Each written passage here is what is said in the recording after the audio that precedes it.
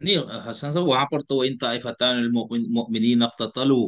के तहत है ना, ये तो सहाबा के दौर से जंगें शुरू हुई है मुसलमानों में बाहमी। तो वो अगर इस तरह की कुछ चीजें हैं तो वो ठीक है, वो अपनी जगह, लेकिन उससे ये चीज तो गलत साबित। अब आपने जैसे फरमाया कि इस तरह के मौके पर आयतें पेश नहीं करनी चाहिए, तो मैं अभी इंशाल्लाह गामिदी साहब की गुफ्तगू पे आपसे राय भी लेनी है, उस पर मेरे एक दो एतराजात वो आपके सामने रखना है, जिसमें गामिदी साहब ने कुरान पाक की आयत से इस्तेदलाल किया इसी सारे निज़ाम पे, वो अभी करूंगा उस पर बात। लेकिन यहाँ पर जो लोग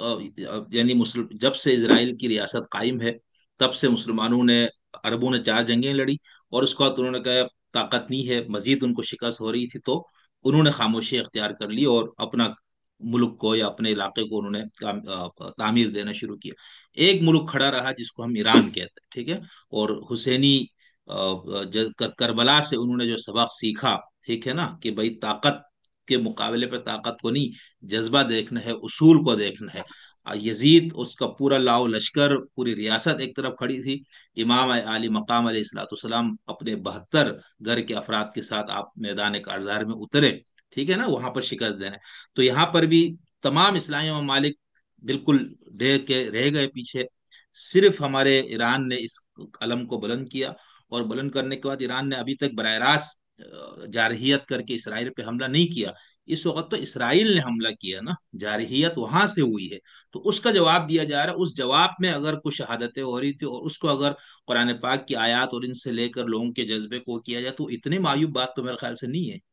जी, दो तीन चीज़ें आपने की हैं। देखिए कितनी दिलचस्प सूरत हाल है कि मैंने आपके पिछले सवाल के जवाब में कुरान मजीद पेश किया,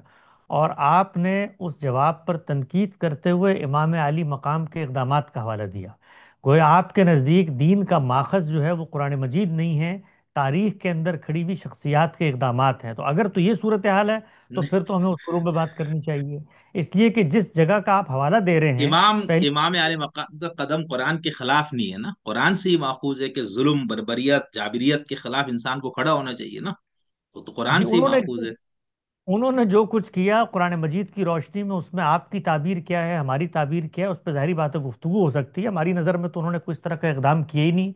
बल्कि इस तरह के इकदाम जहाँ पर हो रहे थे सरहदों पर, वहाँ पर कुरान की रोशनी में जिहाद अगर लाजिम भी था तो उसकी तरफ जाने की बात की। सैयदना हुसैन के अगर पस मंज़र में ये बात शुरू हो जाएगी तो एक नया मौजू पैदा हो जाएगा, लेकिन मैं नहीं ना, महज हवाला उस पे हम देके नहीं आगे जाते। बढ़ता हूँ। मैं ठीक। महज हवाला देके आगे बढ़ता हूँ कि सैयद सैयद का इकदाम तो इस पस मंज़र में था ही नहीं।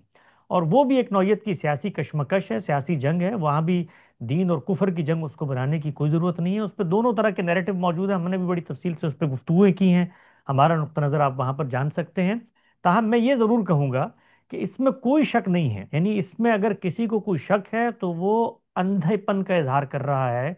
कि इसराइल ने जो कुछ उसको हासिल था, उसके बाद उसने जवाज बनाकर मुख्तलिफ चीज़ों को जुल्म किया है। इसमें कोई शक व शुबे की गुंजाइश ही नहीं है। यानी ये बात कि जी इसराइल का वजूद खतरे में है और उसके तहफ़्फ़ुज़ में उसने कुछ इकदामात किए, अगर इस नैरेटिव को कबूल भी कर लें, तब भी सरहदों की ये तोसी और उसके बाद वहां पर जो जो उसने इन चीज़ों को जवाज बना के जुल्म किया है, उस पर दो राय नहीं हो सकती। यानी उसके जुल्म की जुल्म होने पर गुफ्तगू करना इस वक्त आलमी ज़मीर के लिए बहुत बड़ा सवालिया निशान है। और मैं आपसे अर्ज करूं कि वो लोग जो इस पस मंज़र में खड़े हुए थे, ये बातें करते थे कि जी इसराइल को मजबूर कर दिया गया है, वो भी अब ये कहने पर मजबूर हैं कि इस मजबूरी का उसने जैसे फ़ायदा उठाया है अपने तोसी पसंदाना नज़रियात को जला बख्शने के लिए, वो दुनिया के सामने है। यानी उस पर अगर हमला हुआ भी था तो जो सरहदें उसको दी गई थी उनको उसमें वापस जाना चाहिए था। ईरान का जो मुकदमा है उसके खिलाफ, अगर तो इस तारीखी मुकदमे के ऊपर ईरान खड़ा हुआ है कि मिसाल के तौर पर जो सरहदें थी 67 से पहले की, जो इस वक्त आलमी बरादरी भी मुतालबा करती है इसराइल पर कि आप उसमें वापस जाएं, ये जो ग्रीन लाइन तय की गई थी, तो उस पर कुछ दुनिया आगे बढ़ सकती है, गुफ्तगू हो सकती है, बातचीत हो सकती है। ईरान जो मुतालबा लेकर उठा है, वो मुतालबा उस सल्तनत के खात्मे का मुतालबा है। अगर उसके खात्मे का मुतालबा नहीं है और वो इसराइल के साथ आज़ाद फ़लस्तीनी रियासत के क़याम की बात करना चाहता है, और उसके लिए जंगें भी होती हैं मिसाल के तौर पर, तो ये जुल्म और उद्वान के खिलाफ जंगें, वहाँ पर हिकमत अमली की बहस होगी। जो मुकदमा दो सल्तनतों ने आपस में बनाया हुआ है वो ये है कि ये इलाका हमारी मीरास का इलाका है। इसराइल का क्लासिकल नैरेटिव ये है, और वो हर वो पहलू जिससे उसको तौसी की मौका मिलेगा वो तौसी करेगा, और उसने करके दिखाई। यानी उसने जुल्म और उद्वान का बहाना ही बनाना सही करें करके दिखाई اگر ایران اس کو ریورس کرنا چاہتا ہے، جو بات میں نے شروع میں کہی، وہ چیز ایک دن میں نہیں ہو سکتی، اس کے لیے بہت کچھ ہمیں کھونا پڑے گا، اور ایک امیڈیٹ مخاصمت ہو جاتی ہے، لڑائی ہو جاتی ہے، جارحیت ہو جاتی ہے، اس کے اندر ایران ایک مقدمہ لے کر کھڑا ہوا ہے، وہ دوسرا مقدمہ لے کر کھڑے ہوئے ہیں، تو یہ حقیقت میں سیاسی تنازعات ہیں، اس کو کفر و اسلام کی جنگ نہ بنائیں، یعنی یہ سیاسی تنازعات ہیں اس خطے کے اندر۔ مثال کے طور پہ آپ عالمی فاتحین کے کسی فیصلے کو ناانصافی سمجھتے ہیں، تو یہ آپ کا سیاسی نقطہ نظر ہے، عالم اسلام عملاً اس فیصلے کو قبول کر کے کھڑا ہوا ہے، تو اس سیاسی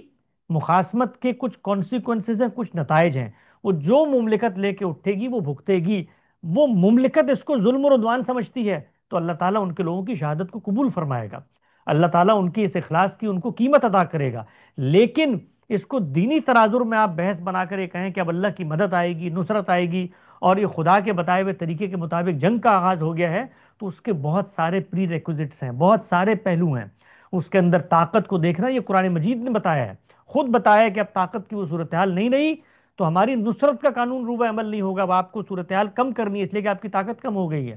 اس میں 10 چیزیں ہیں، 10 پہلو ہیں جو دیکھنے پڑیں گے۔ تو دین اسلام میں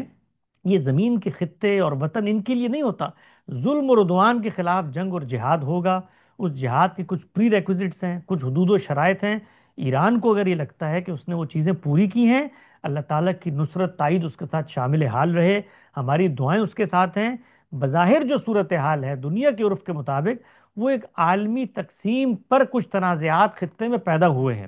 اس میں ایران 40 سال سے ان کو ریورس کرنے کی کوشش کر رہا تھا، اس میں اس کو شکست ہو گئی ہے، عملاً شکست ہوئی، شام کے اندر شکست ہوئی، لبنان کے اندر شکست ہوئی، اسی طریقے سے یمن کے اندر اس وقت جو صورتحال ہے بظاہر شکست کی طرف جا رہی ہے۔ تو اس پس منظر میں مشرق وسطیٰ میں جو ایک تاریخی تنازع ہے صفوی عثمانی شیعہ سنی تنازع، اس کے اندر اسرائیل کی ریاست پیدا ہوئی، اس میں کچھ مذہبی نیریٹو ایران کے اندر پیدا ہوئے، وہ نیریٹو خود اپنی توسیع چاہتے ہیں، یعنی جو ایران کے اندر انقلاب آیا وہ بھی یہ انقلاب نہیں تھا کہ مثال کے طور پر آپ اس وقت آ کر اپنے خطے میں بیٹھ جائیں، وہ خود توسیع چاہتے ہیں، اس کی ذات میں توسیع ہے، اور خود وہاں پر جو ریاست وجود پذیر ہوئی ہے ایران میں، وہ کوئی انسانوں کے محض انقلاب کے پس منظر میں نہیں ہوئی، وہ خدا کی منتخب کردہ ایک نوعیت کی ریاست ہے جس میں امام کا تقرر اس کی جانب سے ہوتا ہے، تو ہر طرف یہ مقدمات موجود امام ہیں۔ کا نا۔ جی، امام کا تصور۔ تو اس کے اندر ہم جو بات کر رہے ہیں وہ بات یہ کر رہے ہیں کہ اگر آپ لڑنے کا فیصلہ کرتے ہیں تو لڑنے کے کچھ کانسیکوینسز ہیں، اس میں آپ یہ دیکھیے ہمارے دوست زاہد مغل صاحب نے بھی ایک تنقید میرے اوپر لکھی کہ بھائی حسن صاحب اور یہ لوگ کہتے ہیں کہ بھائی جہاد ظلم و عدوان کے خلاف ہوگا، اس کے علاوہ نہیں ہوگا، تو پھر دنیا آپ پر آ کے حملہ آور ہو جائے گی۔ تو چلیں ایک منٹ کے لیے ہم مان لیتے ہیں کہ شوکت کفر کا خاتمہ آپ کے دینی ڈسکورس میں جہاد کی علت اور غایت نہیں ہے، لیکن عملی ضرورت تو ہے، تو پھر عملی ضرورت ہمارے نزدیک شوکت کفر کا خاتمہ نہیں ہے۔ اگر دنیا اس مقام پر پہنچ جائے جس مقام پر اب جا رہی ہے، جس کا میں نے نوحہ رویا ہے، تو پھر شوکت کا خاتمہ ہوگا اپنے تحفظ کے لیے، وہ کفر کی ہو وہ اسلام کی ہو، کیونکہ آپ نے تو اپنا تحفظ کرنا ہے نا۔ پھر پاکستان نے افغانستان سے اپنا تحفظ کرنا ہے، اگر اس کو یہ خطرہ ہو کہ افغانستان اوپر جائے گا تو اس پہ طاقت کر لے گا، جیسے دنیا میں ہمیشہ سے ہوتا چلا ہے، تو پھر کفر کی شوکت کی بات نہ کرے۔ تو پھر اس پس منظر میں ایران جہاں پر کھڑا ہوا ہے اس سے تو پھر پاکستان کو خطرہ لاحق ہو جاتا ہے، اس سے سعودی عرب کو خطرہ لاحق ہو جاتا ہے، تو یہ دنیا جس طرف لے کر جانے کی کوشش میں عالمی برادری لگ گئی ہے، اگر مسلمان بھی اس رخ پر چل پڑتے ہیں تو اس کا نقصان اور کسی کو نہیں ہوگا، صرف اور صرف ہمیں ہوگا، اس لیے کہ معیشت کی دوڑ میں ہم جہاں پر کھڑے ہوئے ہیں، عالمی اتحاد میں مسلمانوں کی جو صورتحال ہے وہاں پر جہاں ہم کھڑے ہوئے ہیں، اس میں اگلوں کو اگر موقع مل جائے ہمیں روندنے کا، تو آپ دیکھیں کہ خس و خاشاک کی طرح زمین کے پیٹ سے ہمارا صفایا ہونا شروع ہو جائے گا۔